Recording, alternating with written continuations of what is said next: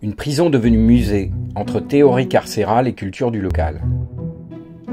Le musée des mœurs et coutumes d'Espalion, géré par le conseil départemental de l'Aveyron, offre aux visiteurs une riche collection permanente dédiée aux mœurs et coutumes locales. Archéologie, objets d'art sacré, objets liés à l'enfance, cuivre, poterie, etc.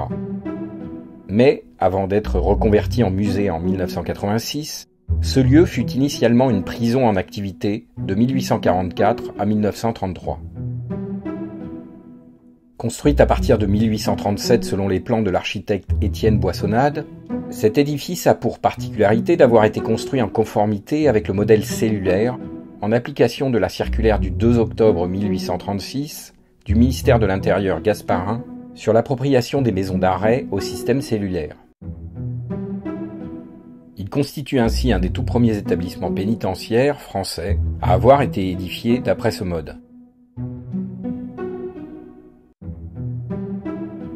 Cette architecture carcérale est un précieux témoignage sur la vie sociale en prison du milieu du XIXe siècle jusqu'au milieu du XXe siècle.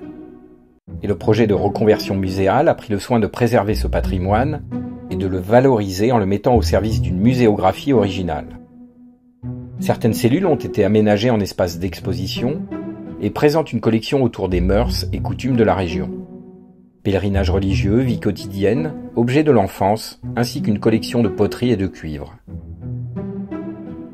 Ainsi, le public qui se rend au musée des mœurs et coutumes d'Espalion peut tout à la fois y découvrir une prison et y admirer un musée. Cette exposition, réalisée par Clément Carsac, médiateur culturel au musée des mœurs et coutumes d'Espalion, permet de découvrir un établissement se présentant à la fois comme une prison modèle, d'un genre nouveau, mais aussi comme un lieu de justice intégré, dans un contexte et une histoire locale. Le musée des mœurs et coutumes d'Espalion se visite. Tous les renseignements utiles sont disponibles sur le site du musée.